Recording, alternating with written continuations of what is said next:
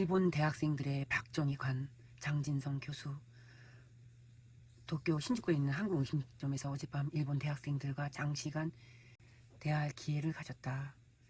한국말을 잘하는 그들 때문에 우리는 서로 교감할 수 있었다.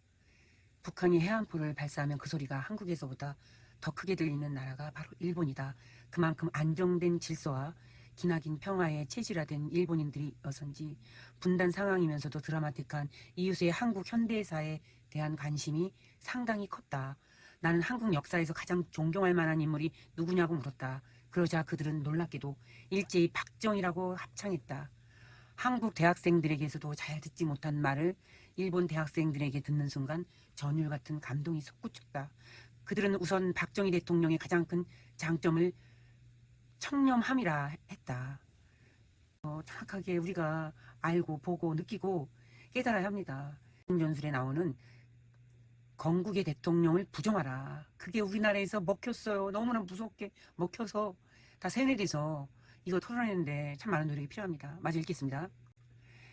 한국 대학생들에게 이게 잘 듣지 못한 그 박정희 대통령을 일본 사람들이 가장 존경한다는 거예요. 그들은 우선 박정희 대통령의 가장 큰 장점을 청렴함이라고 했다. 미리 준비하고 서거한 것도 아닌데 총에 맞아 급사했는데도 자기와 가족을 위해 비자금이 전혀 발견되지 않았다는 것이다. 아, 눈물 난다. 너무 가슴 아파요 지금. 그러면서 과거에 일본이 3억 달러를 원조했을 때도 필리핀이나 다른 나라 대통령 같은 경우 그 돈을 횡령하여 혼자만 부자가 된 반면 박 대통령은 고스란히 국민을 위한 경제 개발에 돌렸다는 것이다. 나는 어설픈 상식으로 김일성은 세습 권력을 위한 독재를 했다면 박정희 대통령은 경제 개발을 위해 독재를 했다며 분단시대의 두 장기 체제를 비교했다. 그러자 우리나라에선 개발 독재라는 표현도 일본 대학생들은 개발 독선이라고 했다. 그 독선은 외로운 선이라는 겁니다. 외롭게 선을 향해서 개발을 했다는 겁니다. 잘못 배운 사람들은 모두 독재로만 알잖아요. 일본 대학생들은 개발을 위한 그 쓸쓸한 선행으로 얘기가 된다는 겁니다. 박 대통령이 비록 밀어붙였지만 결국은 옳지 않았느냐며 오히려 그때 고속도로를 반대했던 이른바 민주투사들이 사람들이 과연 역사 앞에 진실했냐고 반문하기도 했다. 전기를 아끼느라 청와대 에어컨을 끄고 파리채를 들었던 사실이며 서거 당시 착용했던 낡은 벨트와 구두, 화장실 변기에 사용했던 벽돌까지 그들은 박 대통령 일화를 참으로 많이 알고 있었다. 문화 게시판에다가 자유민주주의를 원했는데 인민민주주의화를 위해 지금 서 있지 않느냐, 제가 그런 얘기를 좀 했어요. 우리는 자유민주주의를 위해 싸웠는데 그토록 외친 민주화가 너희는 인민민주주의화냐. 누구에게 들었는가 물었더니 박 대통령을 연구하기에 자료를 찾던 중 조갑제닷컴에서 출판한 박정희 전기를 모두 읽었다는 것이다. 대단한 민족입니다, 일본이. 나는 그때 우리 한국 대학생들 중 13권에 이르는 그 방대한 전기를 끝까지 읽은 학생이 도대체 몇이나 될까 하고 속으로 생각해 보았다. 그들은 박정희 대통령 덕에 살면서도 그 위협을 경시하는 한국의 현대사를 편향된 일방적 민주주의라고 규정했다. 잘한 것은 잘했다고 평가하는 것이 솔직한 역사 인식이 아니겠는가. 이게 너무 절실한 한국입니다. 인정을 할 걸 인정을 하고 아닌 건 비판하고 또 가던 길이 잘못되면 돌아서는 게 이게 인생인데 우리 문화예술판 이거 반성해야 합니다. 우리 어른들이 잘못하고 있는 거예요. 후배들이 뭘 잘못했어. 후배들은 걔네들은 뭘 알아요. 여러분들이 가장 문제입니다. 돈 지고 권력 지은 사람들이.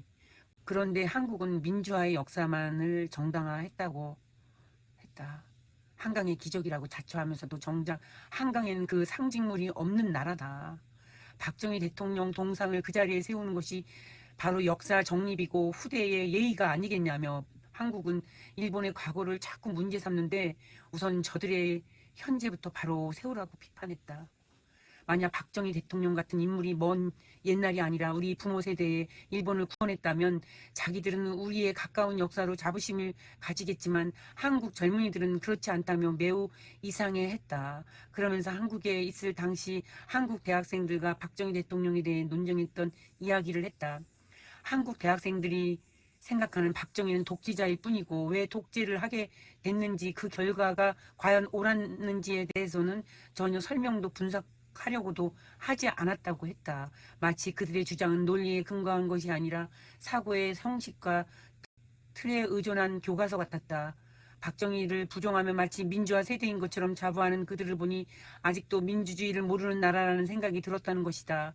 그들은 광우병 촛불 시위에 대해서도 웃음으로 비판했다. 이념이나 국가 건강 문제에 대한 우려를 떠나 시위자들의 사회적응 심리부터가 잘못됐다는 것이다. 일본은 어디 가나 스미마생으로 통한다. 남들에게 불편을 줄 때는 물론 부를 때도 미안하고 죄송하다는 강박관념에 사로잡혀 있다. 그래서 미안하지 않기에 거리에 담배 꽁초를 함부로 버리지 못하고 공동 장소에서 큰 소리로 말하지 못하며 자기 집 앞은 깨끗이 청소한다는 것이다. 그런데 한국의 잦은 시위들을 보면 남들에게 불편을 끼쳐서라도 자기들의 뜻을 반드시 관철하겠다는 잘못된 국민 정서의 결정판이라는 것이다. 그것이 용인되는 사회, 아니 법치에 도전해도 된다는 시민의식이 바로 한국의 대표적인 후진성이라고 했다. 우리는 마지막으로 일본의 한류 열풍에 대한 이야기로 즐겁게 술잔을 나누었다. 나는 한국에 대한 애정으로 박정희 대통령을 존경할 줄 아는 일본 대학생들을 위해 오늘 밥값은 내가 내겠다고 했지만 그들은 더치페이가 민주주의라며 각자 지갑을 열었다.